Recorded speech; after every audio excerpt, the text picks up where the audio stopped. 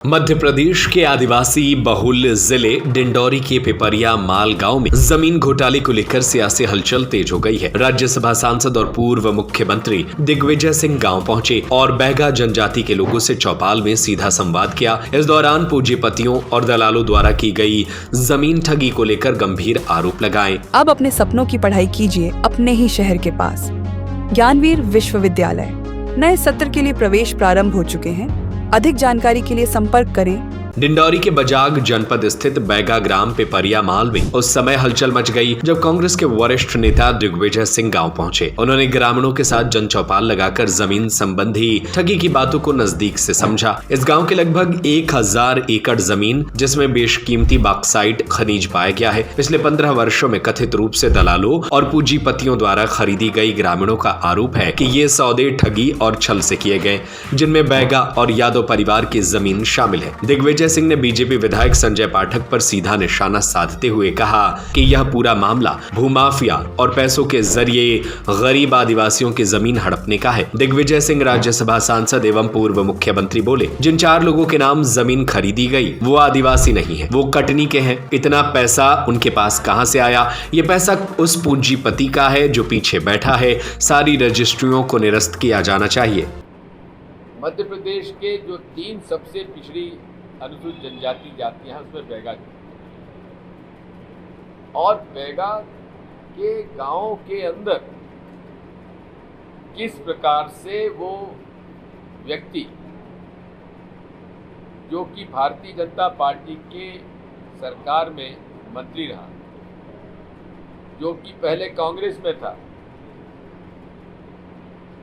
उसके पिता सत्येंद्र पाठक मेरे मंत्रिमंडल में सदस्य थे, लेकिन किस प्रकार ये सत्येंद्र पाठक का बेटा संजय पाठक किस तरीके से लूट रहा है आदिवासियों को, उसका ये एक और प्रमाण हमें सामने मिला है।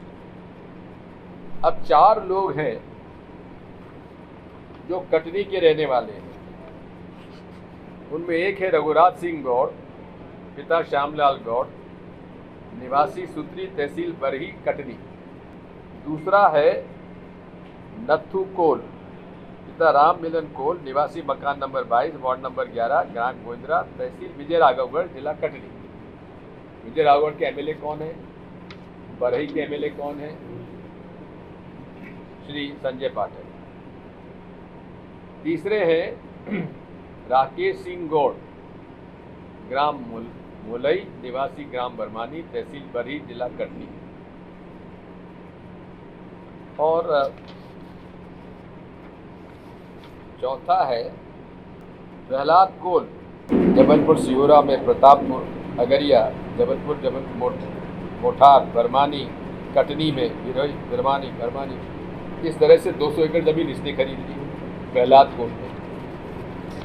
फिर राकेश सिंह गौड़, इन्होंने खरीदी 104 एकड़ जमीन। और कहाँ खरीदी? बजाग में पिपरिया माल, बघरेली सानी, मानपुर ताला तहसील, मानपुर तहसील, नींद उमरिया की ओर, और उमरिया के 4 गांव में खरीदी। कितनी? 104 एकड़। रघुराज सिंह गौड़ ने खरीदी बजाग में पिपरिया माल, बजाग में बघेली सानी और बाकी 2 कटनी। इन 4 आदिवासियों ने 1000 एकड़ जमीन खरीदी, 1099। और इनकी हालत क्या है आप अपने सोर्सेस से पता लगाएं। और ये किसी से मिल नहीं सकते। हम लोगों ने पूरा प्रयास किया कि हम लोग इनसे बातचीत करें, पता लगाएं, लेकिन ये गिरफ्त में है संजय पाठक जी। अब समाचार पत्र में आ रहा है कि इनकी शिकायत राष्ट्रपति जी को हुई और राष्ट्रपति जी के तरफ से ऐसा कुछ हुआ है।